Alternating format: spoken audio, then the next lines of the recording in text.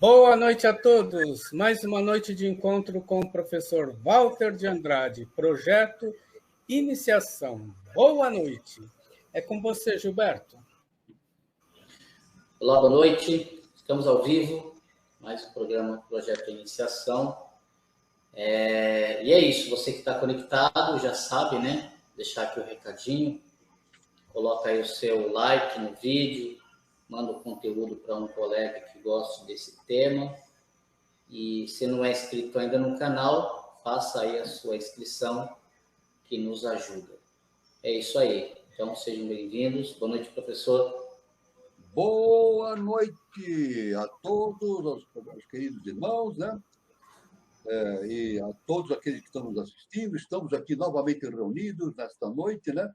É uma honra, uma felicidade muito grande estarmos aqui reunidos novamente para darmos continuidade ao nosso trabalho, né? As nossas reuniões pelo canal Conexão 3005, né? Relativamente a esse programa que nós temos todo sábado, né? Chamado Projeto Iniciação. Né? Sempre lembrando que todos nós temos projetos na vida, todo ser humano tem seus projetos, né, de várias naturezas, mas pelo aspecto do conhecimento transcendental, o projeto mais importante que um ser humano tem é o projeto de iniciação, ou seja, o autoconhecimento, né? Então, esse encontro que nós temos todo sábado é destinado a dar a base filosófica e iniciática para aqueles que pretendem seguir o caminho da iniciação. A base nossa, no contexto, né, é a base, justamente os trabalhos desenvolvidos por Helena Petrovna Blavatsky, né, entre as quais a doutrina secreta, e os ensinamentos do nosso augusto mestre, o professor Henrique José de Souza, fundador da Sociedade Brasileira de Eubiose. E, nesse caminho, nós, frequentemente, abordamos, né, puxamos as referências, né, vindas dos ensinamentos de todos os grandes instrutores da humanidade através dos tempos e de todas as civilizações. Né? Devemos dizer que uma outra finalidade do encontro é propiciar a reflexão a respeito do momento evolutivo que a humanidade está vivenciando neste exato momento, né? No início do século XXI e início da era de Aquários. Né? Sempre relembrando o ensinamento do nosso professor, nosso augusto mestre, professor Henrique de Souza, com relação ao Brasil. Né? O Brasil é a pátria do Avatara Maitreya, né? E ele é a base, o berço da nova civilização. Então, veja a importância do Brasil nesse sentido. Né? Isso é muito importante ressaltar esse ensinamento do nosso mestre, o professor Henrique de Souza. Devemos dizer que, para que uma pessoa, qualquer pessoa queira seguir, queira desenvolver o seu projeto de iniciação, é necessário que ela se filie a uma escola iniciática. Né? E é importante que essa escola iniciática siga rigidamente os padrões da ciência iniciática das idades.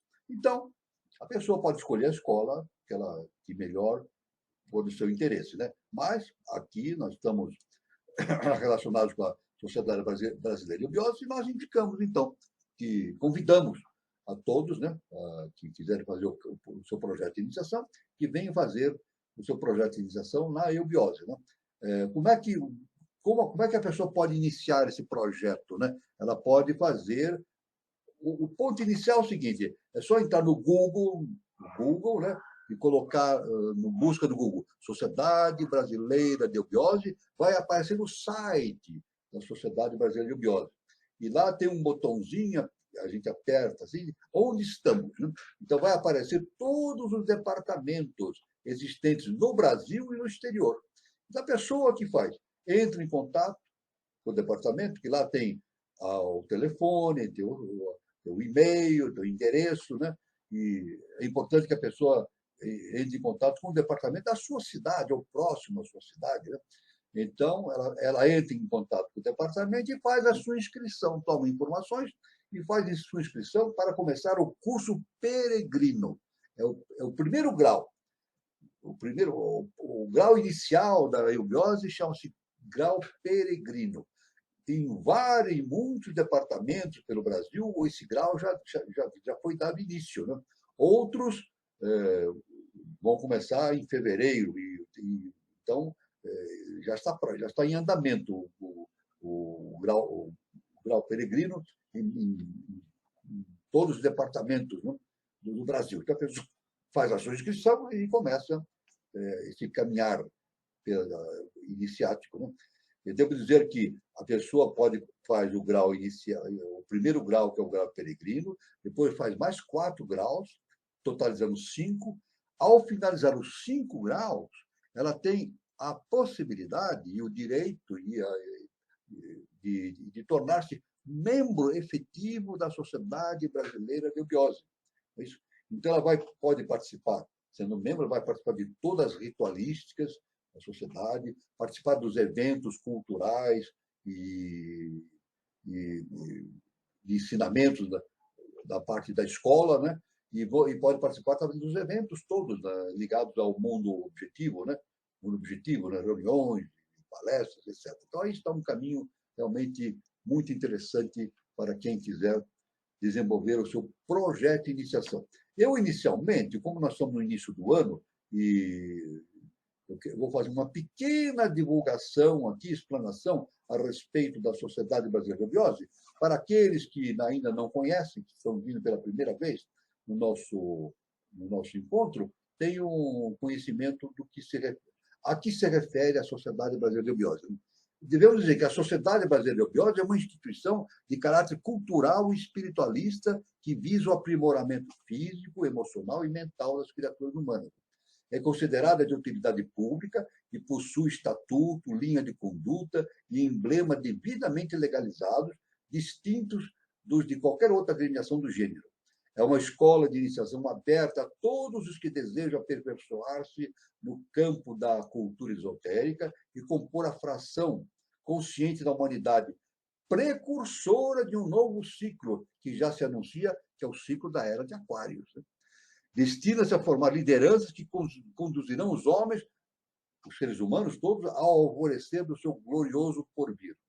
Foi fundada a Eubiose em 1924 pelo augusto mestre professor Henrique José de Souza, com o nome de Sociedade Mental Espiritualista Dharana, palavra sânscrita que significa o perfeito controle do pensamento. Mais tarde, transformou-se em Sociedade Teosófica Brasileira para homenagear Helena Petrovna Blavatsky, fundadora da Theosophical Society nos Estados Unidos em 1875, cuja missão foi a de iniciar a espiritualização do Ocidente. Veja que importante, né? Então denominado pelo materialismo bravio, né? Em expansão a partir da Europa e pelo imperialismo psíquico das religiões devocionais. Não suportando os ataques desses poderosos adversários, Blavatsky teve que fazer retroceder a sede da Sociedade Teosófica, né, para o Oriente, Índia, abortando, por assim dizer, a sua missão. Antes, porém, né, isso está na doutrina secreta, né, no início, no número 1, né, no volume 1, ela anunciou um sucessor. Ela disse que no século XX, um discípulo mais evoluído e mais autorizado será enviado, talvez pelos mestres da sabedoria, para dar provas finais, irrefutáveis, de que existe uma ciência chamada Gupta Vidya, fonte de todas as religiões e filosofias. HPB, introdução da doutrina secreta. Isso é a referência. Já para terminar o século XX, somente o mestre, professor Henrique José de Souza, encaixa-se perfeitamente na profecia de Blavatsky, corroborando, aprofundando e expandindo-lhe a obra com revelações apropriadas ao estado de consciência a ser alcançado pela humanidade no século XXI. E, progressivamente, no século XXII, XXIII e assim por diante, né? Até o fim do terceiro milênio. Né? Em 1969, atendendo a exigência do novo ciclo, a eubiose adotou a denominação atual, que é Sociedade Brasileira de Eubiose, em 1969, dando ênfase à doutrina eubiótica, que representa um plano superior no universo teosófico. Visa, em primeiro lugar, a eubiose, veja, visa, em primeiro lugar, desenvolver a infância e a juventude, por serem as prodigiosas sementes da nova era que se aproxima para o mundo. Por isso traz o lema em latim, spes messis in semine, que significa em latim, a esperança da colheita reside na semente. E como programa o combate ao analfabetismo, aos vícios, maus costumes sociais, superstições, fanatismos, a mentira, aos erros e equívocos, onde quer que se manifeste. Divulgue e ensina a ciência esotérica, a boa conduta moral e a renúncia, para que o homem se transforme e encontre a felicidade, que é o final de que está a caminho de Deus, a parte convicções filosóficas e crenças religiosas. Então, isso aí, de maneira bastante sintética, uma apresentação preliminar para aqueles que nunca falaram de Obiose e que vão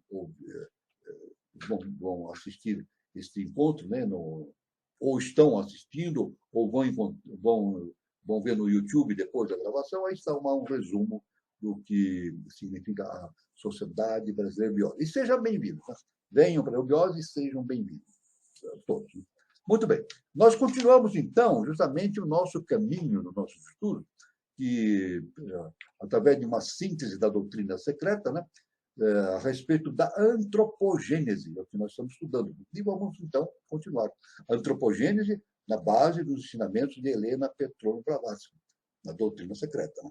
Então, devemos, então, fazer um pequeno resumo do que vimos no encontro anterior, depois dando prosseguimento. Podemos dizer que o espírito latente na matéria tem de ser despertado à vida e à consciência gradualmente. A mônada terá que passar por suas formas mineral, vegetal e animal antes que a luz do Logos se manifeste no homem animal. Até então, o homem não pode ser considerado como homem, mas como mônada aprisionada em formas sempre variáveis. A evolução, não a criação, por meio de palavras, se reconhece na filosofia oriental, até em seus anais esotéricos, como ex oriente lux, então, como a luz que vem do Oriente. O nosso mestre afirma que, atualmente, a partir do século XX, o verdadeiro conhecimento é ex occidente lux.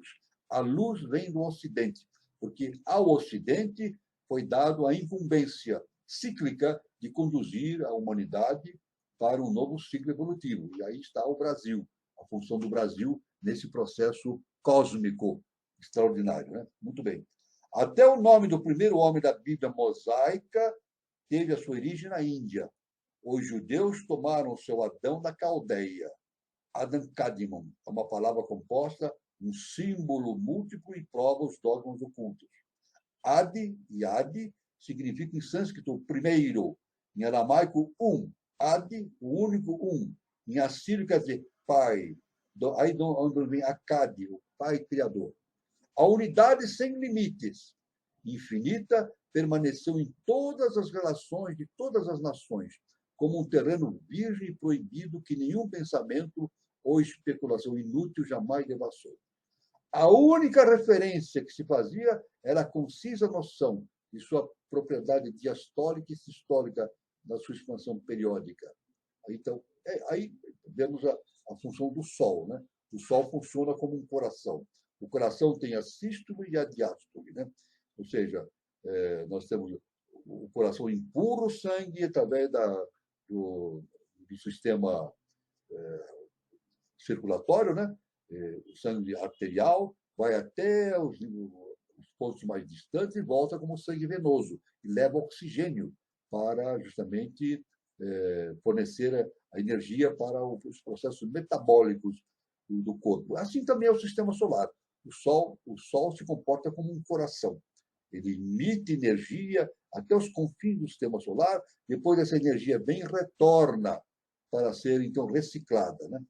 No universo, com seus incalculáveis milhões de sistemas e mundos desaparecendo e reaparecendo na eternidade, os poderes e deuses têm que desaparecer da vista com seus corpos. Adam Kadmon é, pois, a primeira emanação do Pai, ou natureza divina. Tamuz, Adonis, Hélios, Apolo, Osíris, Horus Mundi são protótipos transformados em tipos terrestres. Então, a antropogênese ela dá, através da Gabriela, uma visão extraordinária a respeito dessa questão. Os homens continuando, a HPB continua, então, abordando esse assunto, dizendo que os homens de Buda, Mercúrio, são metaforicamente imortais por sua sabedoria. Sendo a Lua um corpo inferior, mesmo em relação à Terra, sem falar em outros planetas, os seus filhos, os homens terrestres, filhos dos pitos lunares, porque viemos da Lua, são mortais. Não podem ser homens verdadeiros, conscientes e inteligentes se não forem acabados por outros criadores. Aí, então, dá a função das hierarquias, nesse sentido de construção do nosso centenário, que é a base de manifestação da nossa consciência.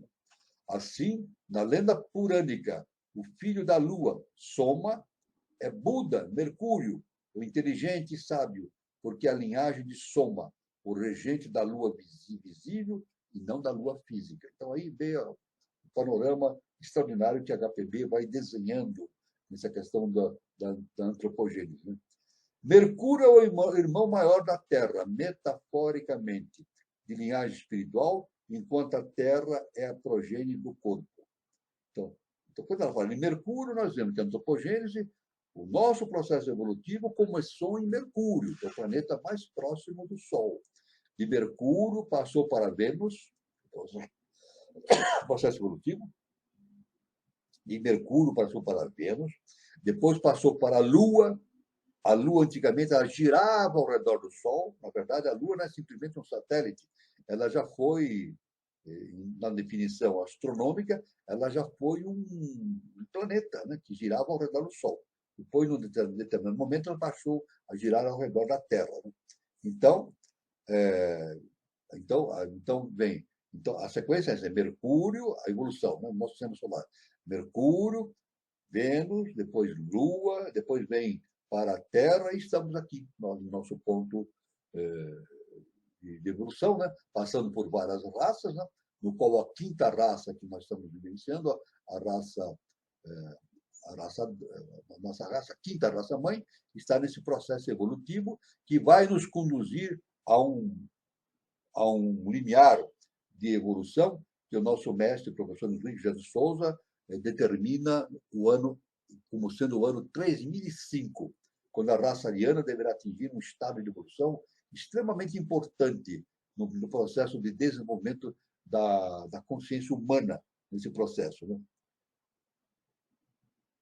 Os Tanas, Vênus é o amigo de Soma, a Lua, e inimigo de Júpiter, o instrutor dos deuses, cuja esposa, Taraka, tinha sido roubada por Soma. Isso aí na mitologia. Né?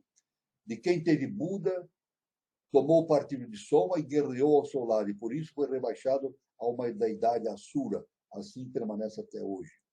Vênus é o nosso Lúcifer, a estrela da manhã. Vênus é o nosso Lúcifer, a estrela da manhã. Júpiter é uma deidade, símbolo do culto esotérico ou ritual. É o guru dos deuses. Soma é o deus dos mistérios e preside a natureza mística e oculta no homem e no universo. Veja só que interessante, né? Taraka, a esposa de Júpiter, simboliza o adorador, que prefere as verdades esotéricas, a sua mera aparência. Mera aparência. Daí deixar-se roubar por Soma. Agora a alegoria. Soma é o suco sagrado, que concede visões místicas e revelações em estado de êxtase, o resultado de cuja união é Buda, a sabedoria, Mercúrio, Hermes, isso é a ciência satânica. Não a ciência satânica referente a Satanás, mas sim referente a Sati. Sati, que significa a manifestação. Então, nós temos, assim, no plano evolutivo, isso na eubiose é estudado com profundidade, nós temos uma trilogia, né? Om, Tat e Sat. O Om, que é a palavra universal, a voz de Deus, né? E o Tat, que é o próprio Criador, né? Não o Criador, mais profundamente, o Eterno, né? A origem de tudo, na sua existência, na sua natureza imanifestada, né? E Tati e Sati, que é a manifestação no mundo objetivo. Né? Daí originou-se como a ciência, como a mente humana vê vê na parte física nossa algo muito materialista, não digno da natureza divina, então o Sati originou a palavra Satanás, que significa o mal, né? Mas não é bem assim. O Sati é a manifestação do universo, né? No mundo objetivo, no mundo objetivo. Né? Então isso aí é a explicação dada por HPB na doutrina, principalmente na antropogênese. Né? E Buda, HPB refere-se a Buda, né? Nesse sentido, HPB refere-se a Buda justamente como a sabedoria, né? Mercúrio, Hermes, isto é, a ciência satânica, como nós falamos. Né? O organismo do homem se adaptou em cada raça a tudo que o rodeava. A primeira raça foi tão etérea como a nossa é material. É isso? A primeira raça, aqui a raça adâmica na Terra, era etérea. Etérea. Aí houve um processo de condensação, né?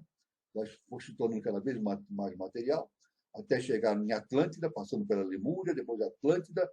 Atlântida foi a raça mais densa, e atualmente nós estamos na raça ariana, nós estamos caminhando para um estado sutil. O nosso caminho agora é de sutilização. É o caminho de sutilização. Aí nós estamos na quinta raça-mãe, depois virá a sexta raça-mãe, que será mais sutil do que a nossa, depois virá a sétima raça-mãe, muito mais sutil ainda. Tanto que fala-se na doutrina secreta, né, na teosofia em si, na biose, né, que a sétima raça-mãe é chamada de raça alada. Não no sentido que ela tenha asas, como se pode entender, mas alada porque ela é tão sutil que ela volita, ela fica menos presa aos processos objetivos, né, da gravidade terrestre e assim por diante. Né? Isso que chama-se raça alada. A sétima raça-mãe, ainda mais para frente, bem mais para frente no nosso processo evolutivo aqui na face da Terra. Né? Então, a primeira raça foi, então, muito etérea. Né? A progênie dos 7 criadores que desenvolveram os 7 Adãos primordiais não necessitava de gases purificados para viver e respirar. E tal foi o caso Evolianos, né? Muito tempo, né? Antes da evolução dos Lemurianos. Os primeiros homens físicos, o que aconteceu há 18 milhões de anos. Então, nesse processo antropogenético, né? Vindo de Mercúrio, depois para Vênus, depois para a Lua, depois para a Terra, depois foi originado raças hiperfísicas, depois essas raças foram se densificando, passando pela Lemúria. Né? Então,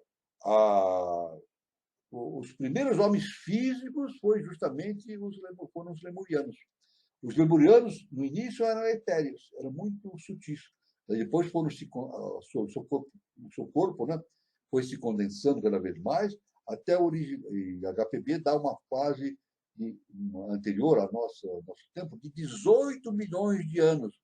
Foi justamente quando a raça lemuriana atingiu o seu processo evolutivo específico, né, dentro da lei universal, e tornou-se denso, recebeu a tríade superior, recebeu a possibilidade do desenvolvimento da tríade superior e constituindo aí o setenário. Né? Foi na Lemúria, em meados da Lemúria, que foi constituído o setenário. O nosso corpo físico, que temos hoje, né? E mais 6 corpos hiperfísicos. Surgiu justamente em meados da raça lemuriana. Depois, nesse processo antropogenético, né? Depois da Lemúria veio a Atlântida, que foi uma raça mais densa do que a raça lemuriana. E é mais densa do que a nossa. Os Atlântidas eram muito densos. Né? E depois de Atlântida para a raça ariana, então houve essa passagem e nós somos mais sutis. Nós somos densos, mas muito menos densos do que o que acontecia na raça atlântica, era extremamente denso. Né? Então, esse processo, então, que a HPB se refere, a ativação da tríade superior e a vinda da possibilidade de que a raça humana surgindo nesse momento, surgiu a possibilidade justamente do livre-arbítrio, da autodeterminação. a possibilidade. A tríade superior dá isso para o ser humano. Né? Isso aí corresponde, na Bíblia, à queda dos anjos, né? A queda de Lúcifer, toda a sua hierarquia, justamente para trazer essa possibilidade evolutiva para a raça que hoje constitui o que nós chamamos de raça ariana, quinta raça-mãe. Né? A doutrina secreta ensina que no princípio de cada ronda, veja, a ronda é justamente no processo evolutivo, né? Nos ciclos evolutivos, nós temos a existência de rondas, né? Mundos, 7 mundos submetidos a rondas. A evolução caminha em forma helicoidal, né? Constituída das rondas. Então, a HPB diz que a doutrina secreta ensina que, no princípio de cada ronda, de cada processo evolutivo, a Terra volta a nascer e a evolução preliminar se descreve num dos livros de Dizian como segue. Aí entra o livro de Dizian, lá do Tibete. Né? Assim como o jiva humano, a mônada, ao passar de uma nova matriz, se volta a cobrir com outro corpo, assim acontece com o jiva da Terra.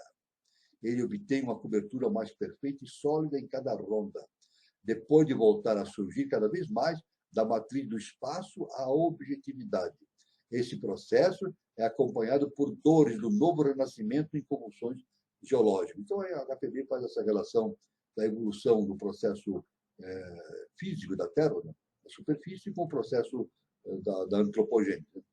Então, nós vemos que a nossa,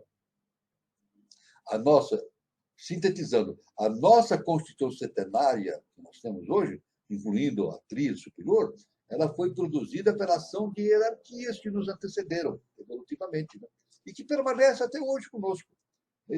Elas produziram 3 hierarquias, produziram o processo de formação dos nossos corpos hiperfísicos, totalizando esses 7 corpos que nós temos no centenário, mas veja bem, isso aí foi a possibilidade dos corpos.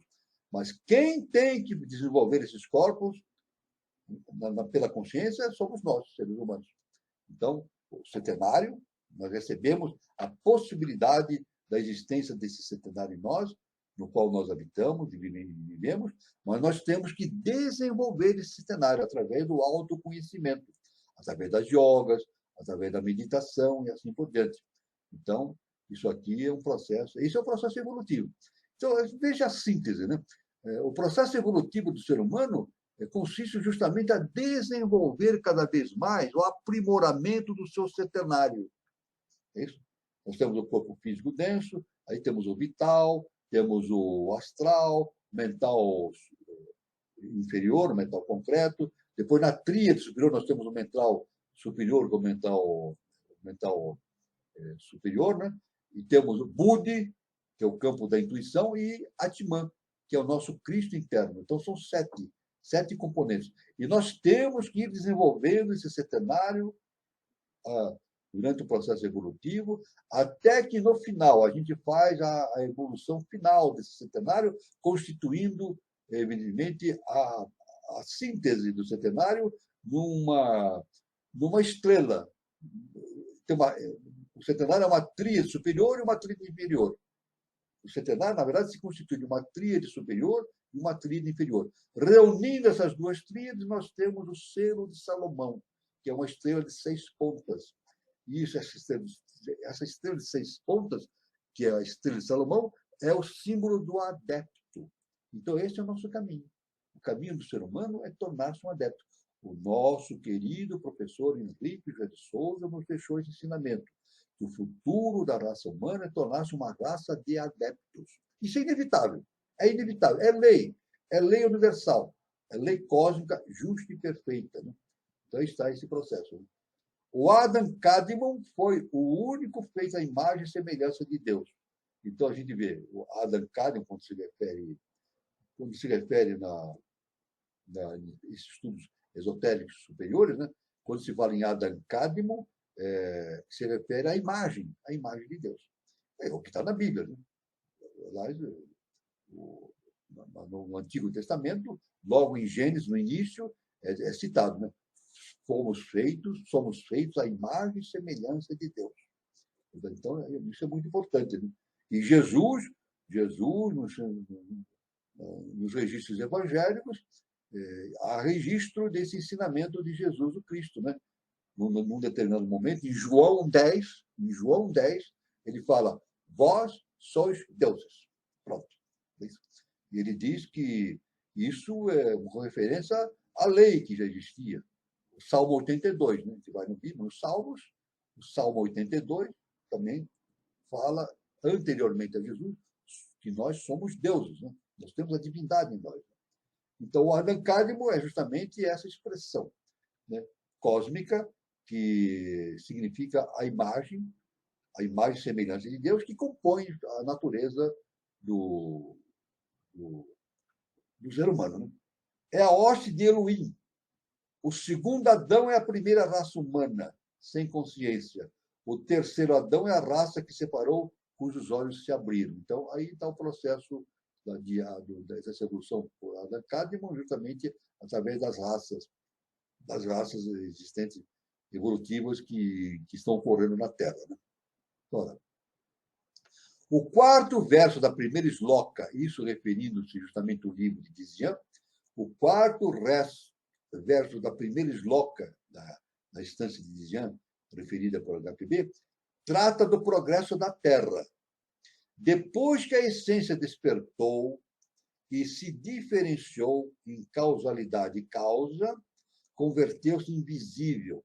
O menor dos menores, átomo, se transformou num dos muitos. E, ao produzir o universo, produziu também o quarto loca, a nossa Terra, na grinalda dos 7 lotos. Os infracassáveis, a Shiyuta, se converteram nos fracassáveis, Shiyuta, isto é, uma referência aos Manasaputras, que dotaram os homens de mente, encarnando-se nas formas humanas da terceira raça humana. Aí tem uma referência aos Manasaputras, que são formas elementais da consciência humana, a forma primordial da consciência humana, justamente dando início a esse processo da evolução humana, que teve o seu resplendor pelo início realmente da essência humana e meados da raça lemuriana, né? Pela queda dos anjos, de Lúcifer. Isso é muito importante, então. É muito importante. Então, o nosso mestre nos ensina isso, né? A respeito de Lúcifer. Lúcifer é a humanidade. Ele gerou a humanidade. O gerador da humanidade foi Lúcifer. Quando a gente fala Lúcifer, a gente fala de Lúcifer e as hostes luciferinas, né? Todo o conjunto que constitui a hoste luciferina, né? Os anjos caídos, né? Conforme está na Bíblia. Eles trouxeram a possibilidade de que nós tivéssemos a consciência da tríade superior. A possibilidade, mas o desenvolvimento da tríade compete a nós. Isso é um problema nosso. Isso é uma atuação nossa.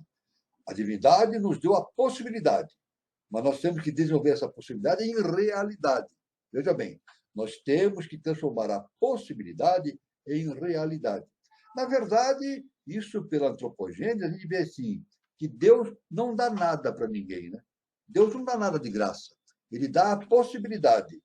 Mas quem tem que fazer o desenvolvimento é a própria consciência, né? Aí, através do autoconhecimento. É o autoconhecimento, né? Justamente o que coincide com o nosso a denominação que nós damos ao nosso encontro, que é projeto e iniciação. O autoconhecimento, o conhecimento de si mesmo. Como estava escrito no templo de Apolo, em Delfos, né, na antiga Grécia. Né? Homem, conhece a ti mesmo e conhecerás os deuses do universo. Como é que nós podemos conhecer os deuses do universo? Qual é o caminho para conhecer os deuses do universo? É abrindo livros? Entrando em bibliotecas? Não, não é isso. Está longe. Né? Para conhecermos os deuses do universo, nós temos que conhecer a nós mesmos. Por isso que na antiga Grécia, no tempo de Apolo, estava escrito no frontispício do templo, né? Homem, conhece a ti mesmo. Isso significa a necessidade do autoconhecimento, do projeto e iniciação. Né? Muito bem. Então, isso aqui, a Terra passara por 3 rondas nesse processo que nós estamos escrevendo, né? Precedentes, sendo Apresente a quarta das 7, as 3 peles, veja, as 3 peles que nos revestem inicialmente. Né? Depois de um pralaya, período de obscurecimento, os planetas passaram por transformações geológicas que correspondem à evolução das raças e de suas humanidades. A segunda instância do livro de Dizian, aí HPB se refere já à segunda instância do livro de Dizian, né? Referentemente à antropogênese, né? Que fala desta ronda, refere-se à idade da Terra e menciona 2 personagens. Veja bem, a segunda instância se refere a 2 personagens, conforme o ensinamento de HPB, Helena Blavatsky. Narada e Asura Maya, especialmente este último, ao qual se atribui todos os cálculos dos relatos arcaicos. Veja bem, aí está todo o processo iniciático, é muito profundo, que precisa uma profunda reflexão a respeito. Né? Esses 2 personagens, os pais da astronomia mística e da cronologia e seus ciclos, podem ter vivido há 100 mil anos ou há 1 bilhão de anos. Ninguém o soube jamais com certeza. Sabe-se apenas que Narada foi um antigo rishi védico e Asura Maya um Atlante. Narada, ou Peshru, mensageiro, é o executor e confidente dos decretos universais de Karma e de Adi Buda, uma espécie de logos ativo que constantemente encarna e guia e dirige os assuntos humanos desde o princípio até o fim do Kalpa. É o poder inteligente que impele e dirige os ciclos, kalpas e sucessos universais, regulando os seus ímpetos. Veja bem, é claro que devemos dizer que esses estudos são muito profundos, né? A antropogênese. Não é simplesmente uma leitura rápida que nos dá a possibilidade de um aprofundamento nosso, não. É necessário uma profunda meditação, quer dizer, um autoconhecimento, uma introjeção nossa para dentro da nossa consciência, para que a gente para que nos tornemos cada vez mais capazes de entender esse processo. É claro que isso tudo é relatado nas instâncias de Dizian, relativamente à antropogênese. E essa instância de Dizian provém justamente dos mundos internos do Tibete, onde a HPB esteve lá. Helena Blavatsky esteve nos mundos internos, pessoalmente, e os mestres a colocaram na posição de trazer esse conhecimento, sendo veículo para trazer esse conhecimento para a face da Terra. Né? Então, devemos dizer o seguinte, que esse processo do estudo da antropogênese, e também da cosmogênese, mas sucessivamente pela antropogênese, é necessário que o estudioso ele faça uma profunda introjeção dentro da sua própria consciência, procurando pesquisar dentro da sua própria consciência todos os ensinamentos contidos na ciência inicial das idades. O nosso mestre, o professor Henrique José de Souza, ele fala perfeitamente a esse respeito. Né? Nós podemos ler livros e mais livros. Veja bem, vamos deixar bem claro assim. Nós podemos ler livros e mais livros. Mas o nosso mestre afirmou e afirma, né? Que existe a letra que mata e o espírito que vivifica. Veja bem, olha que interessante. Existe a letra que mata, ou seja, se a pessoa lê o ensinamento que está num livro e fixar-se somente na palavra, ela não vai atingir o conhecimento. É necessário que ela desenvolva essa possibilidade do espírito que vivifica, fazer uma introjeção, uma entrada dentro da sua própria consciência para tirar esses conhecimentos dentro de si. Isso é importante, veja bem. O conhecimento não vem de fora. O conhecimento não vem de fora. Isso a gente tem que deixar bem claro isso. O que vem de fora é informação. A informação vem de uma biblioteca, de um livro, de uma palestra. Isso é informação. Agora, o conhecimento verdadeiramente vem de dentro de nós. O nosso mestre, o professor Henrique José de Souza, ele deixou um ensinamento extraordinariamente valioso e profundo a respeito dessa questão que nós estamos abordando agora. Ele nos afirmou o seguinte: leia, estude, medite e tire as suas próprias conclusões. Veja bem, tire as suas próprias conclusões. Então, no estudo da ciência inicial das idades, o importante não é a pessoa, no estudo, dizer assim, está escrito assim, é assim, foi ensinado assim, é assim. Não é desse jeito, não. Nós temos que tirar as nossas próprias conclusões. Na verdade, o conhecimento vem dentro de nós. É isso? Conhece a ti mesmo e conhecerás os deuses do universo. Não é isso? Então, sempre repetindo Jesus o Cristo. Não é isso? Eu sempre repito porque isso é básico, né? Jesus o Cristo falou algo de uma importância cósmica. Conhecereis a verdade e a verdade vos libertará. É isso? Conhecer a verdade, o que é conhecer a verdade? A religião não fala disso. Conhecer a verdade é conhecer a nós mesmos. Conhecer o quê? Deus que existe em nós. E Jesus falou, vós sois Deus. Agora, conhecendo Deus que existe dentro de nós, nós nos libertamos. A verdade nos liberta. Nos liberta do quê? De nós mesmos, das nossas limitações humanas. Isso é básico no entendimento da ciência inicial das idades. Veja bem, isso é muito importante, este aspecto, quando a pessoa começa o seu caminho, no seu projeto de iniciação. É muito importante. Veja bem, então dizemos o seguinte, que estamos falando aqui do Narada, né? É o ajustador do karma numa escala geral. Mas o que Narada realmente não se pode explicar num livro. Olha só que a HPB fala, né?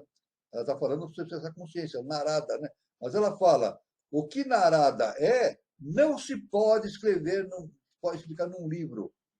Justamente isso que nós estamos abordando, né? Diremos apenas que ele é o que tenta por pensamentos sugestivos e endurece o coração daquele que quer converter-se em seu instrumento, demonstrando com isso que eu sou o Senhor Deus. Eu sou o Senhor Deus. E o faz sem motivo egoísta, mas para dirigir o progresso e evolução universal. É um dos poucos que visitam as regiões inferiores, o chamado Patala. Então, veja bem, então, essa é a função dos mestres, né? Dos nossos, aqueles que nos precederam na evolução humana. Né? Então, quando nós falamos que um mestre ensina, na verdade, ele não é simplesmente ensinar, mostrar a verdade para o indivíduo, não. O mestre nos indica o caminho do nosso autoconhecimento.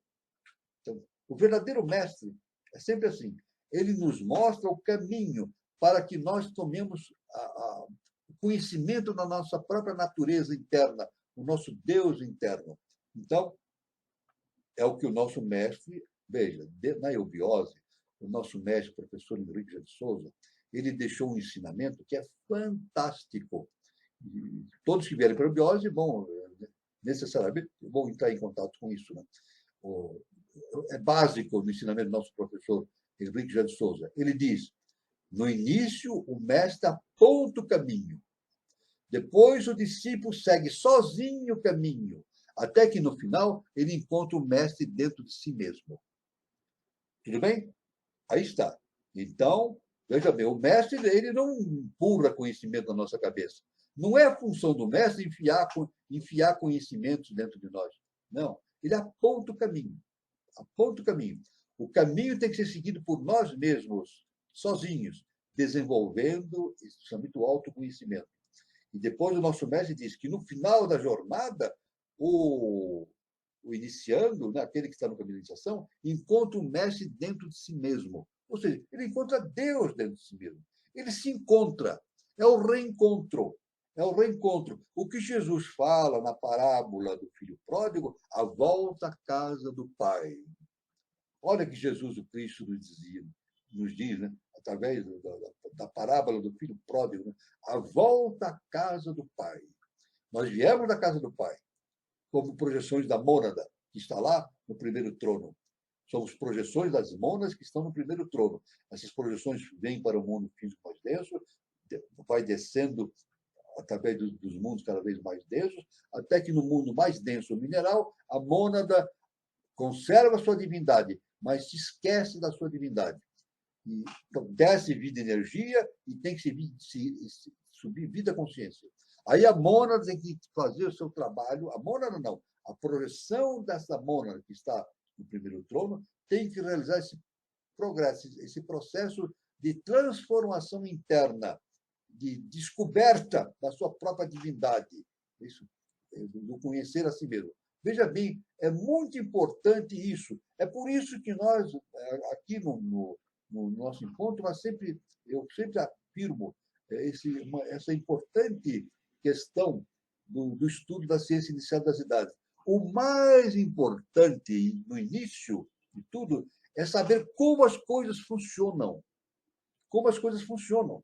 Aí sabendo, tendo uma visão geral de como as coisas funcionam, a gente vai adquirindo conhecimento através desse processo do autoconhecimento. É o que o nosso mestre diz, né?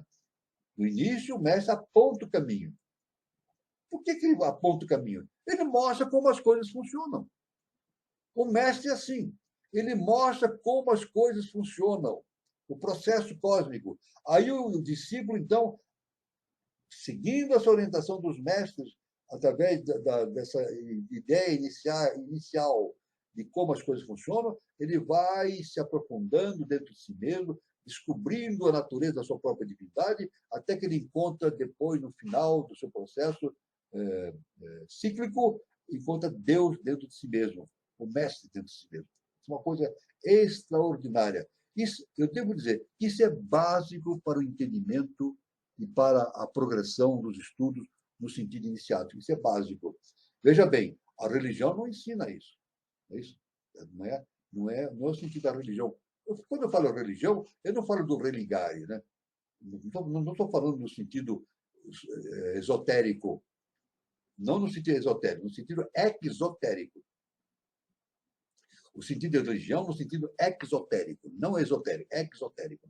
Então, a religião, ela não ensina isso. A religião, em toda a parte do mundo, ela tenta transmitir conhecimentos para o indivíduo e fazer com que o indivíduo acredite naquilo.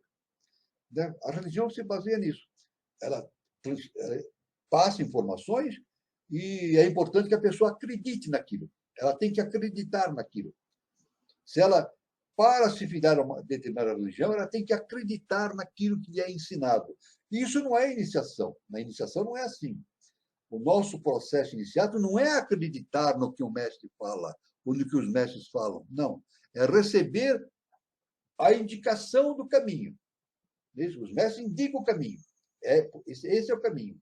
Aí, então, através do autoconhecimento, dessa projeção para dentro da nossa consciência, nós vamos descobrindo as verdades universais que existem dentro de nós mesmos, através do autoconhecimento. Né? Então, como Jesus falou, né? Conhecereis a verdade e a verdade vos libertará. Então, falando sobre Narada, HPB, então, continua dizendo que Narada aprendeu tudo que sabe com a serpente de 7 cabeças. Ele trata das guerras e põe-lhe termo. Entre os livros secretos há uma obra chamada O Espelho do Futuro, HPB afirma, onde se acha registrado o tempo infinito em todas as suas divisões. É atribuída a Peste Narada. Há uma outra obra antiga atribuída aos Atlantes, que registra as cifras dos nossos ciclos. De ambas foram tirados os dados da nossa cronologia. HPB ensina. A Sumramaya, que a tradição épica assinala como o primeiro astrônomo de Aryavarta, o Deus Sol, comunicou o conhecimento das estrelas. Vindo de Roma Capura, na Atlântida, que é uma cidade enorme na Atlântida, a Sumramaya é considerado por muitos como um mito, mas os seus cálculos coincidem com os dos anais secretos. Muito bem. Então, veja bem a importância de todo esse conhecimento que nós estamos abordando aqui no nosso encontro, Caminho para a Iniciação, sempre procurando dar uma visão no sentido iniciático. Né? No sentido iniciático. A iniciação, então, não é assim. Não existe esse mecanismo que nem da religião, né? Que a religião informa, a pessoa aceita e acredita naquilo. A crença. Não é assim. Os mestres, pelo sentido da iniciação, eles apontam o caminho. Eles mostram as possibilidades que nós temos para entendimento.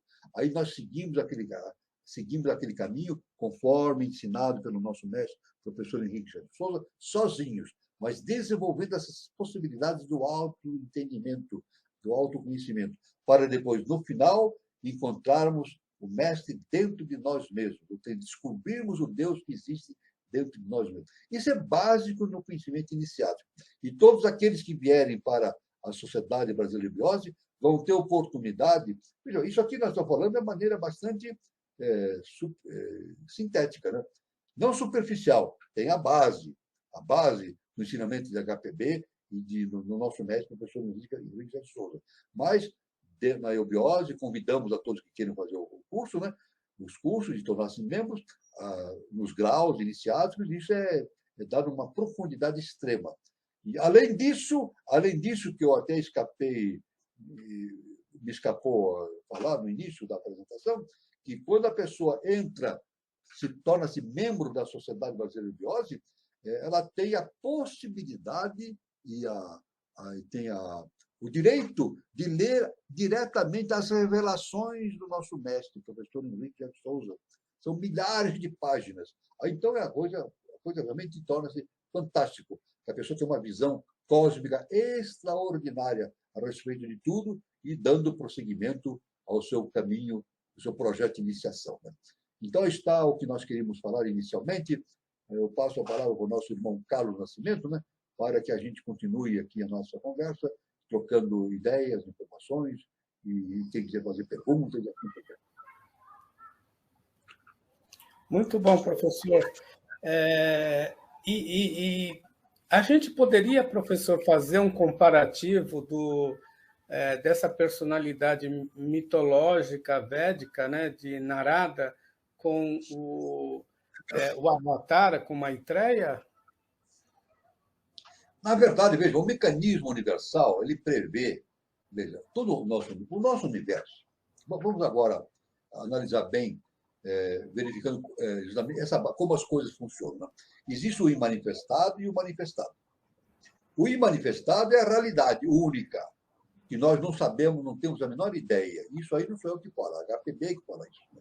O imanifestado, que é justamente o campo de atuação, se é que a gente pode falar assim, do eterno, nós não temos a menor possibilidade de entender.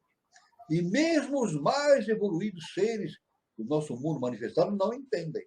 Não entendem. Tanto que o Sol central, o próprio Sol central, que é a entidade mais evoluída do nosso sistema solar, não consegue ter uma visão perfeita, uma visão adequada do eterno. Existe um véu chamado Mula Prakriti que o separa desse mundo superior, né? Então, isso eu quero dizer. O nosso mundo que nós vivemos, do manifestado, é maia, é ilusão. Isso que é importante. É relativo. É um mundo maiávico da ilusão. Agora, nesse mundo maiávico, a consciência do eterno, o eterno produz essa manifestação desse mundo maiávico com as diversas consciências, né? Então, nós temos aqui essas consciências no nosso universo, nós temos o Sol central, nosso universo, que é o sistema solar. Sol central, primeiro trono, segundo trono, terceiro trono. E entre esses tronos existem as hierarquias. As hierarquias, isso a ciência iniciática nos ensina. E essas hierarquias servem de veículo para esse conhecimento superior. Então, Carlos, você falou de Maitreya e Narada, não é isso? É isso que você perguntou? Isso mesmo, professor. Fazendo uma comparação entre Maitreya e Narada. Realmente nós podemos, não vamos dar um enquadramento específico, mas vamos dizer que Narada é um veículo. Isso nós vimos aqui na descrição da HPB. É um veículo que nos possibilita a possibilidade do conhecimento superior. E Maitreya também é um veículo. De onde vem Maitreya? Do primeiro trono. É uma projeção do primeiro trono, né? Agora, Maitreya, ele se manifesta, ele vem se manifestando através de planos, mas essas manifestações dele vão diminuindo a sua potencialidade. Vai diminuindo a sua potencialidade em direção da Terra, né? De tal maneira que, aqui na face da Terra, no nosso momento evolutivo, o nosso mestre afirma o seguinte, nos ensinou o seguinte, ensina, né? O nosso mestre está aí, num ponto do universo, nos observando e nos auxiliando no nosso caminho. Então, ele diz sobre o Brasil, ele fala, o Brasil é a pátria do Avatara Maitreya. Veja bem. Então, ele não fala assim, o Brasil é a pátria de Maitreya.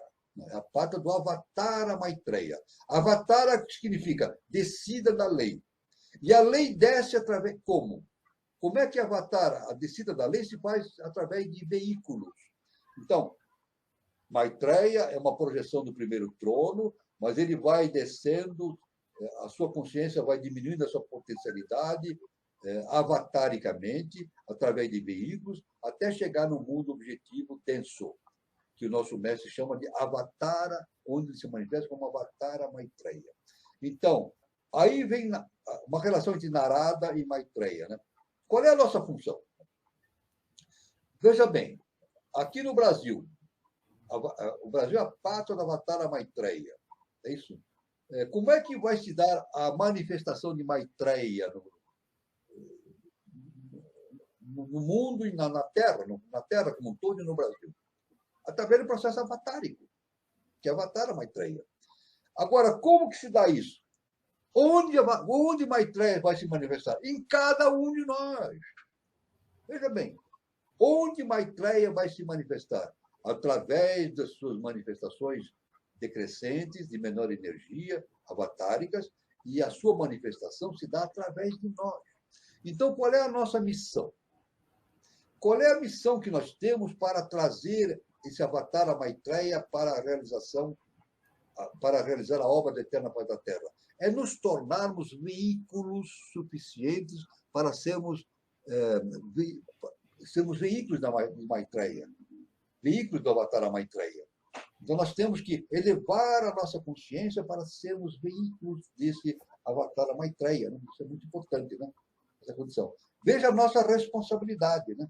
A nossa responsabilidade é essa. E já existe no planeta Terra uma elite espiritual que está avançando cada vez mais. Mas a maioria das pessoas da Terra não tem essa consciência. Né? Por enquanto, terão essa consciência no futuro. Todos terão. A evolução é inevitável, é inevitável. Então, o que eu estou falando justamente como as coisas funcionam. Então, nós vivemos num mundo maiávico, que é um mundo manifestado. Esse mundo maiávico tem os seus tronos, desde o primeiro até o terceiro trono, desde o Sol central até o terceiro trono, né? E é constituído por hierarquias. Essas hierarquias vibratoriamente vão descendo, diminuindo a sua potencialidade vibratória, até chegar ao mundo físico mais denso. Não é verdade? Mesmo porque nós não temos condição de entrarmos em contato com hierarquias superiores, porque a nossa vibração é extremamente diferente, né? Então, mas a lei provê. A lei cósmica universal é justa e perfeita. Então, ela procede a manifestar, ela cria, ela possibilita a manifestação desses veículos, dessas hostes, dessas hierarquias, a fim de que nós recebamos a possibilidade do nosso autodesenvolvimento, a consciência interna. Né? A questão de Jesus, o Cristo, de Buda, né, foram veículos. Foram veículos da divindade. Jesus nunca disse, eu sou Deus, o que eu faço é Deus que faz. Não, ele nunca falou isso. Jesus falava assim, não sou eu quem faz as coisas, é o Pai que faz por meu intermédio. Veja bem que coisa, é fantástico.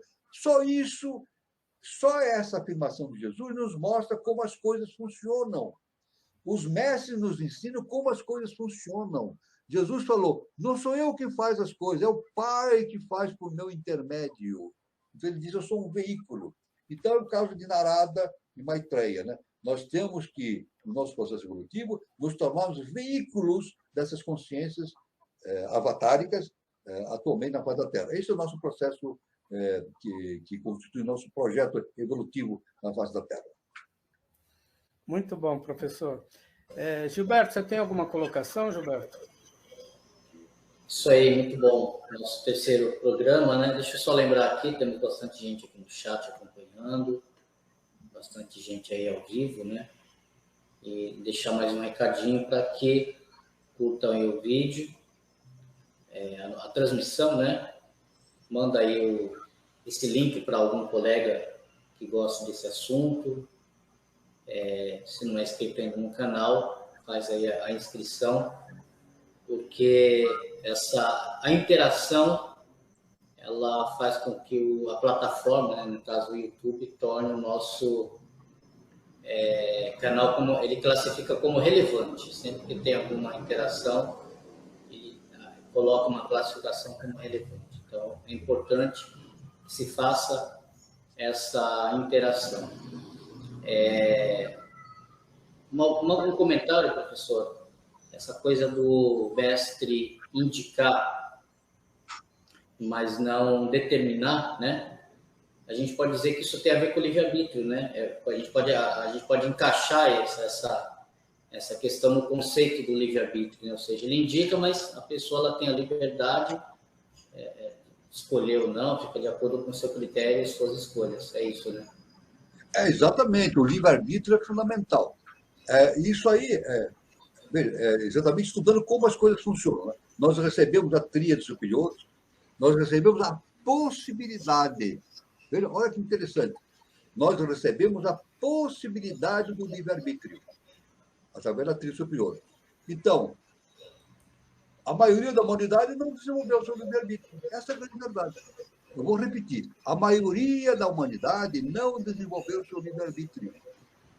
A maioria da humanidade não escolhe o seu próprio caminho.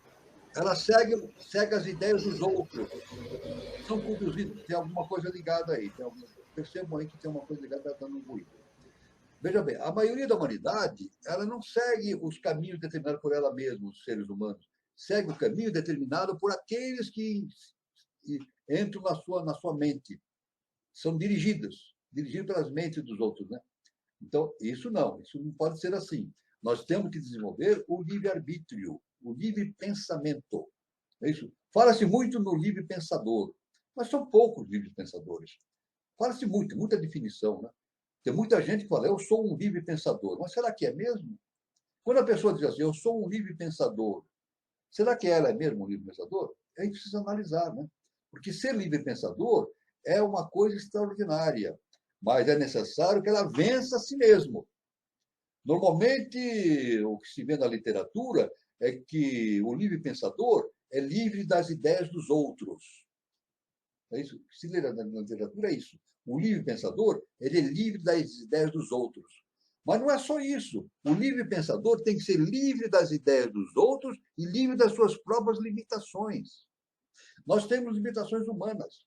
E o processo do autoconhecimento é nos libertarmos dessas limitações humanas. A nossa personalidade. A nossa personalidade é a nossa limitação. A nossa limitação. Então, para ser um livre pensador, desenvolver plenamente essa tríade superior, não é isso? É necessário que o indivíduo liberte-se de si mesmo também. Libertar-se dos outros, das ideias externas a ele, e libertar das ideias internas a ele mesmo, as suas ideologias. Então, a questão toda do ser humano é libertar-se das ideologias. E onde caminha? Caminha para as ideias. Não é isso? O que limita o ser humano são as ideologias. Qualquer tipo de ideologia limita o ser humano a um cenário ligado à sua personalidade, às ideologias. O caminho do ser humano é libertar-se das ideologias e desenvolver as ideias universais. As ideologias valem num determinado plano, onde está sujeito os interesses pessoais, os interesses egoísticos, a falta de caridade, a falta de fraternidade, e assim por diante. As ideias não são universais, não estão simplesmente ligadas ao plano físico, não é? São universais. Uma ideia universal vale aqui, vale em Júpiter, vale em qualquer galáxia, a ideia é universal. Então, esse é o entendimento justamente que nós temos a respeito dessa questão desse processo evolutivo em que o homem deve estar inserido e deve fazer plenamente nesse caminho evolutivo que deve seguir. Muito bom, professor. Eu já vou abrir para as perguntas. O Ordem Sinárquica Brasil... Eu só quero fazer posso fazer um comentário? Pode. Eu não vou citar quem falou, não dá problema. Apenas eu leio aqui o seguinte: o senhor Maitreya não falhará como os anteriores. Só que aqui não tem um ponto nem uma interrogação. O que está escrito, o senhor Maitreya não falhará como os anteriores, eu não sei se a pessoa está afirmando ou está perguntando, né? Então não sei se é uma indagação ou uma afirmação. Mas eu quero, seja o que for, seja uma afirmação ou seja uma pergunta, eu quero dizer o seguinte, que, na verdade, esses senhores, esses seres que nos vêm auxiliar, normalmente eles não falham. A falha é nossa. A falha é nossa. Por exemplo, eu posso dar um exemplo típico. Jesus falhou? Não, Jesus não falhou. Jesus fez exatamente aquilo que tinha que fazer de acordo com a lei cósmica. Ele, no Monte das Oliveiras, ele tomou a decisão. Ele tomou a decisão. Deus lhe deu a possibilidade dessa decisão, o livre-arbítrio de Jesus. Ele disse, faça-se em mim conforme a vossa vontade. Ele falou com o Pai.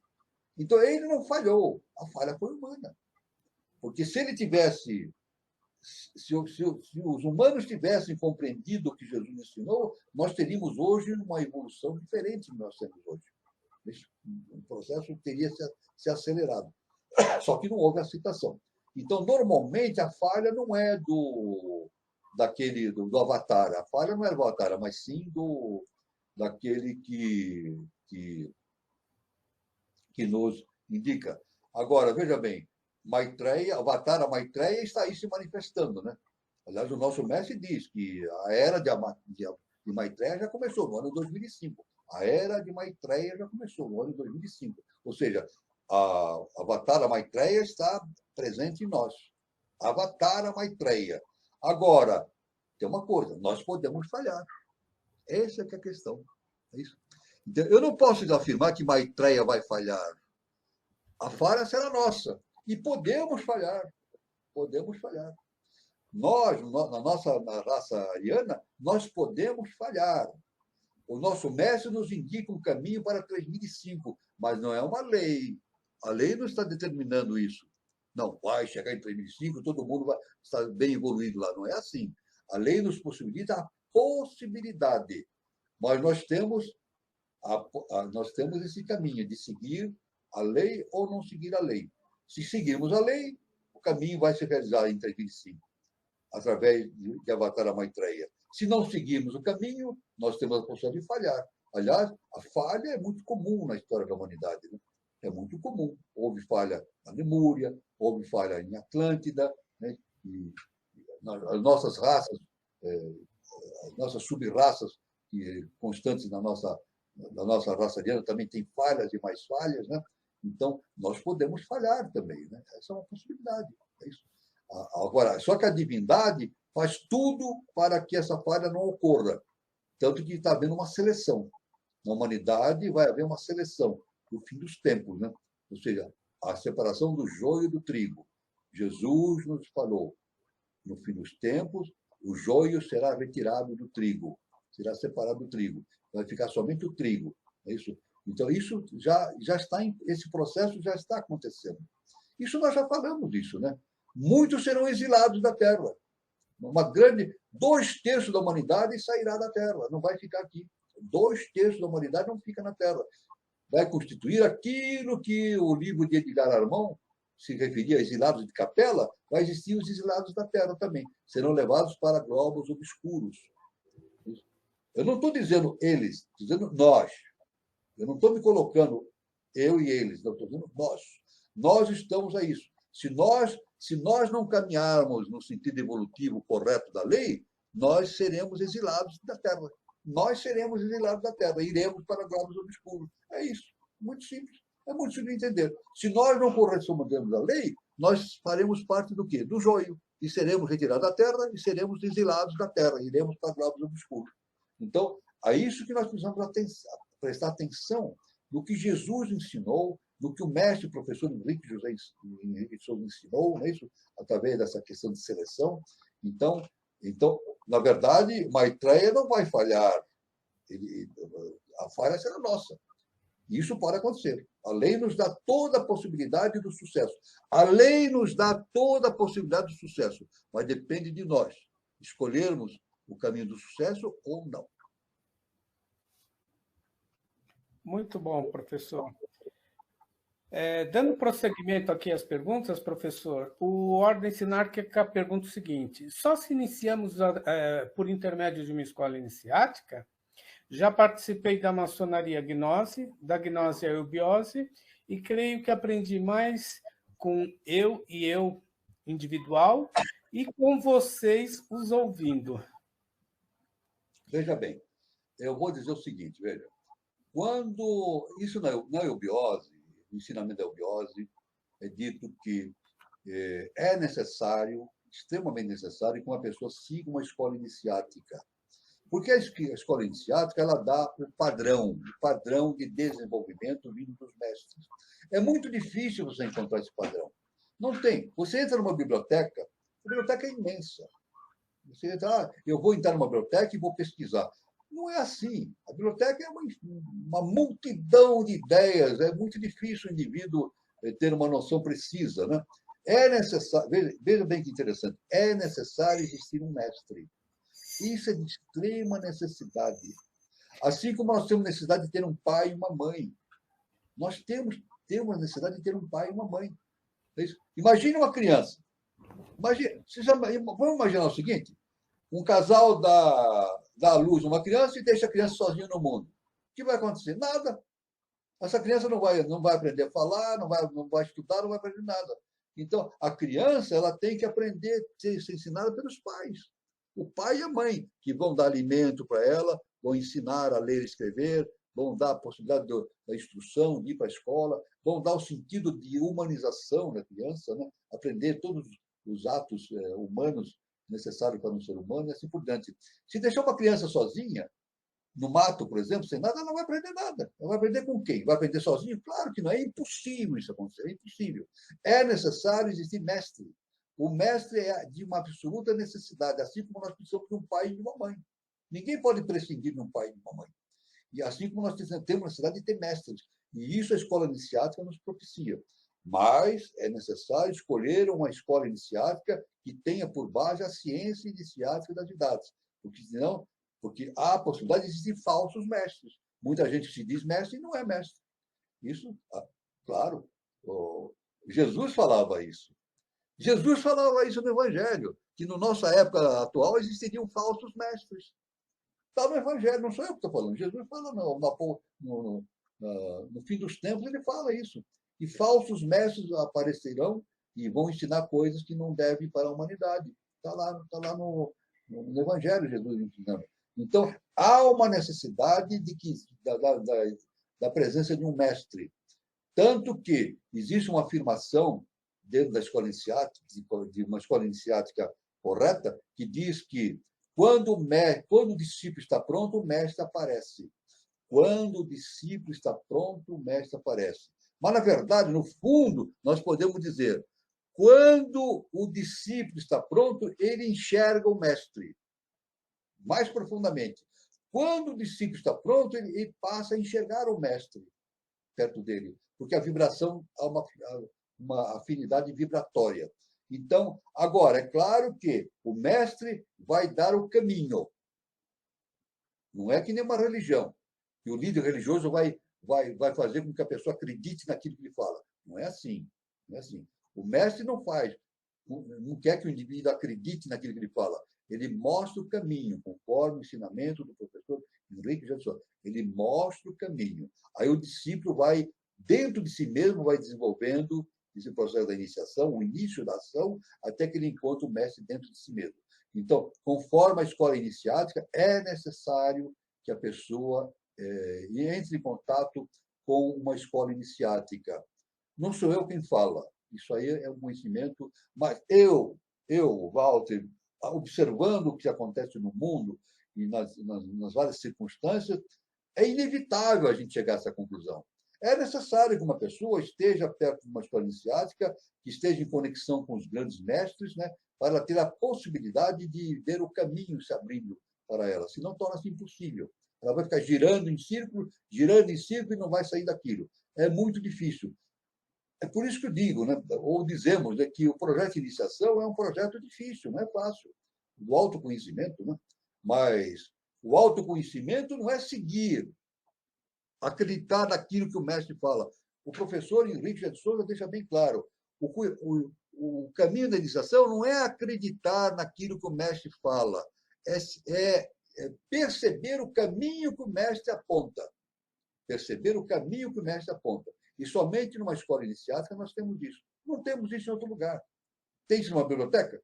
Eu vou chegar numa biblioteca, quem que vai me ensinar o caminho? Eu vou ficar uma eternidade vendo livros e mais livros e não saio daquilo. Eu vou ficar embaralhado no meio de todos aqueles livros. Agora, se tiver um mestre, não, o mestre vem e me indica o caminho.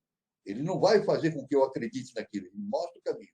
Isso é um ensinamento do nosso augusto mestre, professor Henrique de Souza. Eu só estou repetindo, não, estou enfatizando esse conhecimento dado pelo nosso mestre.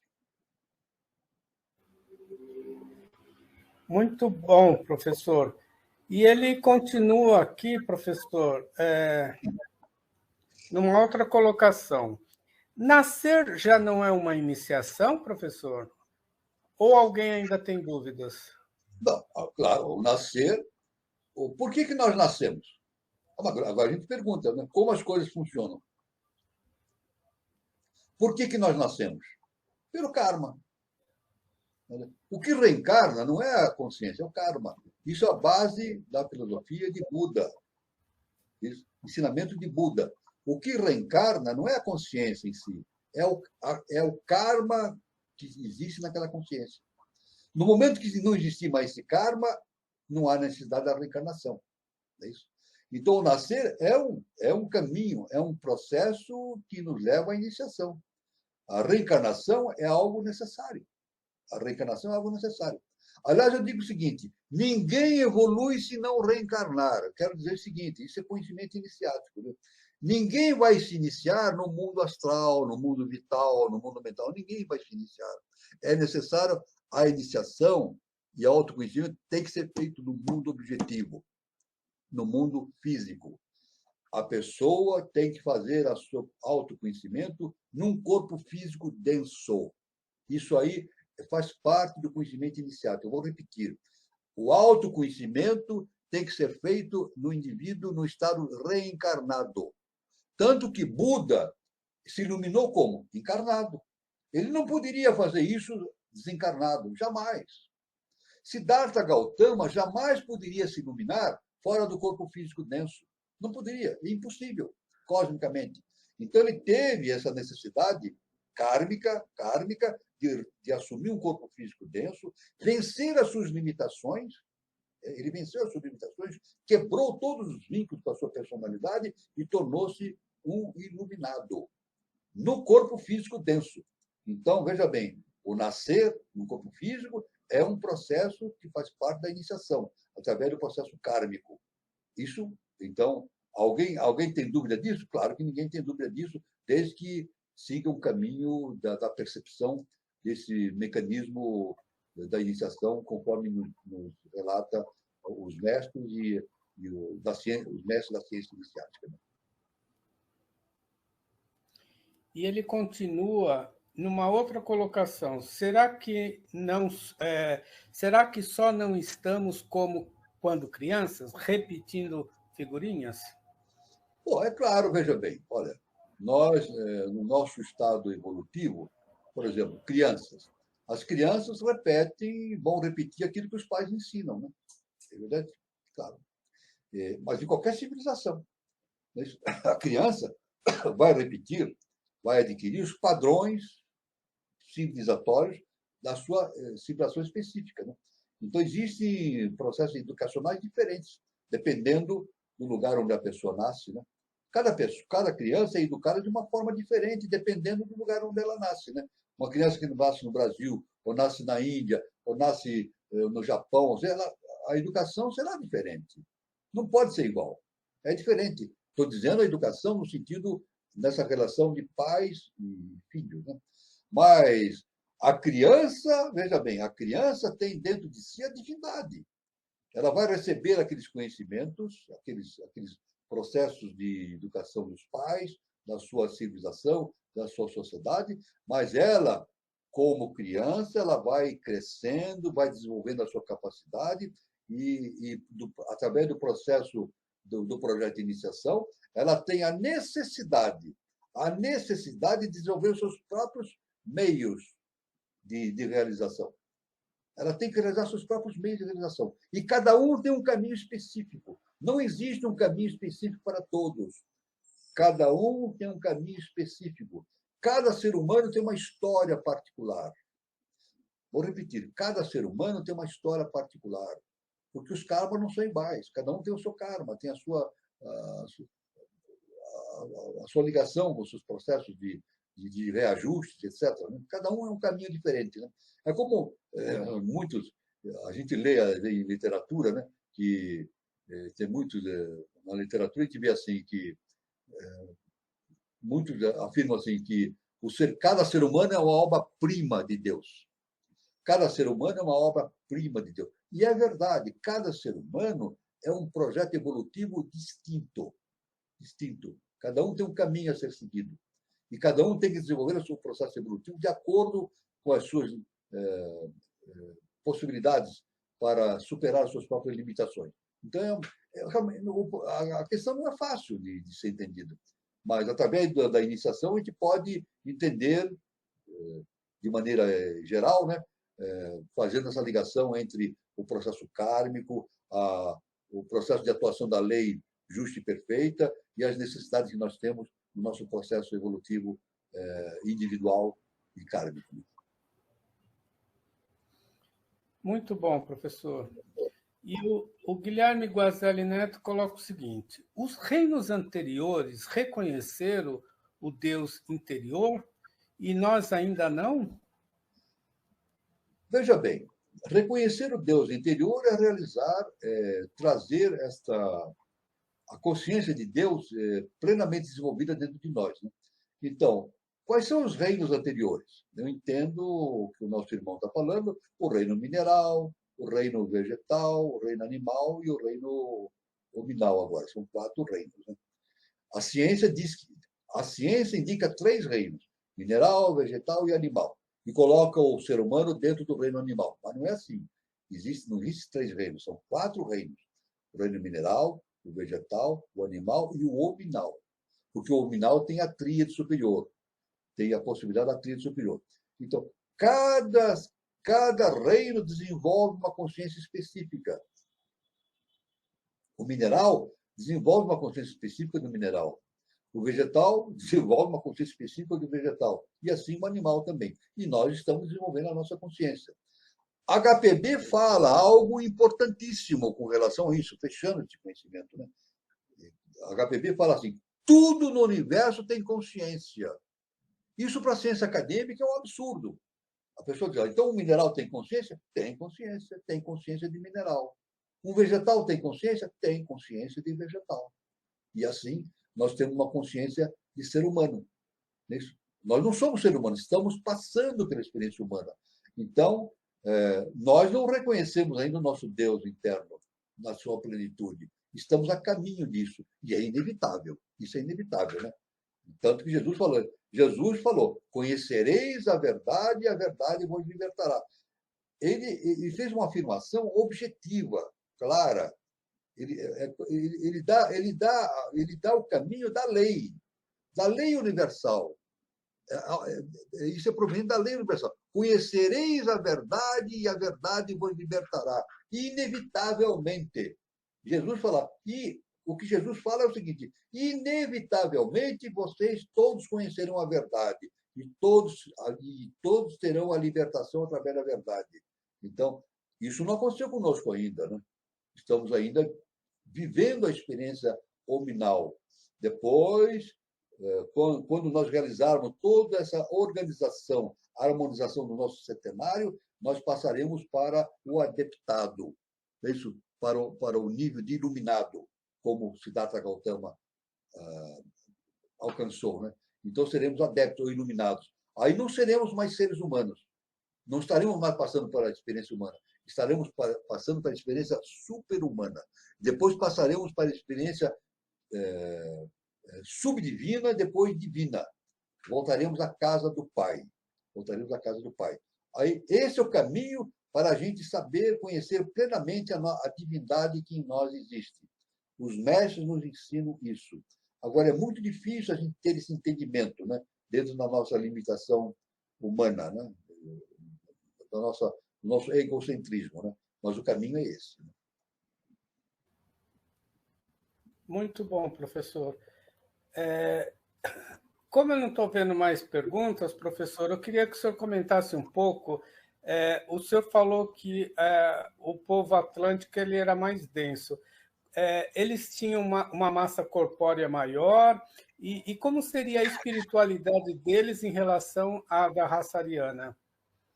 Não, veja bem, isso aí, a antropogênese, nesse processo evolutivo, houve uma densificação. Né? Os lemurianos, inicialmente, eram tênues, eram hiperfísicos.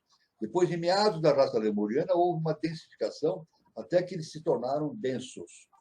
As primeiras, a raça adâmica e a hiperbórea também não eram físicas, eram hiperfísicas. Né? Elas não tinham existência física objetiva. E até meados da raça lemuriana eram também hiperfísicos. Depois, metade da raça lemuriana para frente, os lemurianos tornaram-se físicos. E na raça atlântica, tornaram-se mais densos ainda. A densificação se tornou mais forte. Né? Então, o corpo do Atlântico era muito denso, muito denso. Nós somos mais sutis do que os lemurianos, do que os atlantes. Através desse processo, da transição da raça ariana da transição da raça atlântica para a raça ariana, conforme a antropogênese, nós tivemos uma sutilização dos nossos corpos. Isso a gente percebe perfeitamente na nossa própria história, nossa própria história. Né? Nós percebemos de maneira muito sutil que o ser humano teve uma sutilização no seu corpo físico, mesmo perceptível nos nossos tempos recentes. Né? Você vê na Idade Média. Na Idade Média, você imaginou um cavaleiro vestir aquela armadura? Aquela armadura é 50, 60 quilos, não é verdade? Espada e tudo, aquele capacete enorme. Né? Tanto que um cavaleiro da Idade Média ele não podia subir no cavalo sozinho. Ele tinha que ter um auxiliar. Cada cavaleiro tinha um auxiliar para auxiliar ele subir no cavalo. De tanto peso, porque aquela armadura protegia dos golpes, né? de lança e de espada dos seus opressores. Mas um cavaleiro da Idade Média caído do cavalo, acabou. Ele caía no chão e não se levantava mais. Na verdade, então ele era um alvo fácil dos inimigos. Né? Mas eu quero dizer o seguinte, mesmo os cavaleiros daquela época, eles tinham uma estrutura muito mais densa do que nós, com capacidade de suportar aquele peso. Hoje um soldado não suportaria aquele peso todo. Muito difícil a gente pode imaginar um soldado moderno vestindo uma armadura daquela. Por quê? Há uma sutilização. Mesmo nos nossos tempos mais recentes, a gente percebe tenuamente uma sutilização dos nossos corpos hiperfísicos. E isso vai acontecendo naturalmente através do processo evolutivo, em direção do ano 3005, depois nosso mestre disse mais de 10 mil anos depois do ano 2005, até que na sexta raça-mãe será mais tênue e na raça alada também será bem mais sutil. Vai seguindo as rondas, né?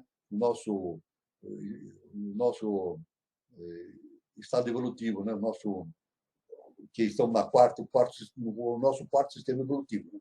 Então, isso acontece, é verdade. Isso aí é dito, é algo contado, nos ensinado pela antropogênese, né? Pela ciência inicial das idades. Os atlantes eram mais densos e nós somos mais sutis. E essa sutileza vai se aumentando com o decorrer do tempo daqui para o futuro. Muito bom, professor. Bom, olha, a gente está chegando já no nosso horário limite, mas antes eu quero falar que eu ainda não tenho folder, não sei se vai ter roda de conversa nessa terça-feira, né? A gente só abriu uma exceção para divulgar que está sendo inaugurado lá em Brasília, né? Uma filial do Espaço Shakti. Então, hoje tem uma programação de inauguração, né? Que foi das 8h30 às 18h30, e amanhã continua. Quem tiver oportunidade ou está passando por Brasília, é só ir procurar lá no Espaço Chat, que fica no Departamento da Eubiose de Brasília, tá? Então, amanhã também terá atividade, que começa com Tai Chi Chuan, às 8h30, e tem café da manhã, tem palestra, tem terapias, e finaliza com uma roda de conversa com a venerável Selene Jefferson de Souza. Então, quem estiver em Brasília, seria uma boa oportunidade de estar participando desse encontro. E se a gente tiver alguma informação sobre a roda de conversa, eu informo o pessoal depois pelas redes sociais. Pode falar, professor. Carlos, eu quero fazer uma observação sobre a nossa querida irmã Lucilena de Santos, né? Ela fala sobre enriquecer, né? Então, nós temos, então, isso aí, veja bem, nós temos que nos enriquecer, mas enriquecer com H. Já falamos isso no nosso encontro passado, né? Quem não ouviu, está ouvindo agora novamente, ou pela primeira vez, né? Enriquecer com H, né? Então, quando nós ouvimos o nosso mestre e seguimos as suas orientações, nós vamos nos enriquecendo. Ou seja, nós vamos nos tornando iguais a Henrique, né? Então, nós temos que enriquecer. Nós temos que enriquecer. Nós temos que ser iguais ao nosso mestre, né? Uma coisa que eu quero falar, uma coisa muito importante para a eubiose, dentro do panorama da eubiose, ou de qualquer entidade ligada à ciência inicial das idades. Por exemplo, o nosso mestre professor Henrique de Souza, ele queria ficar cercado por discípulos? Uma pergunta. É uma pergunta que eu fiz a mim mesmo e eu tive a resposta bastante clara. O objetivo do nosso mestre, professor Henrique de Souza, era ficar cercado por discípulos? Uma pergunta. Não. O objetivo do nosso mestre era ficar cercado por mestres. Esse era o objetivo dele. Nos tornarmos mestres também, que nem eles, ou mais do que eles. É isso? Então, por isso que tem essa observação do enriquecer, né? Então, temos que enriquecer. Nós temos que seguir o caminho e para nos tornarmos que nem tornarmos iguais ou superiores ao nosso mestre, professor Henrique de Souza. Então, temos que enriquecer. Muito bom, professor. Tem muita gente agradecendo o encontro de hoje. A Maria Inês, tem a Marley Aparecida Bexilha, tem a Maria de Fátima Marano Fix, o Matraca falando, né, do evento. Pelo visto, ele participou do evento da inauguração do Shakti de Brasília, e é muito bom saber que esse espaço está se ampliando, né, professor? É muito bom a gente alinhar, né, todo o nosso corpo físico ao nosso corpo mental, né? Ter uma sintonia. Exatamente, o espaço holístico serve para isso. Bom, em função do horário, professor, foi muito bom o encontro de hoje. Eu nem vejo o horário passar, é tão gratificante. Então, eu quero agradecer a todos, a participação de todos, a presença de todos aqui com a gente, tá? E desejar um bom final de sábado, bom final de semana e até sábado que vem, no nosso próximo encontro.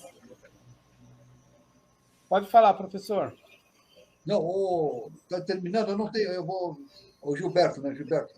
Gilberto, faça suas últimas colocações. Sim, só para dar boa noite, agradecer a todos no nosso programa de hoje, foi muito bom. E aguardamos aí no próximo sábado, aqui no mesmo horário, no mesmo canal, né? E é isso. Boa noite, professor. Muito boa noite, meu querido irmão Gilberto Catira, meu querido irmão Carlos Nascimento, a todos. Hoje o Eduardo não estavam presentes aqui, porque eles estão com as suas atividades, né?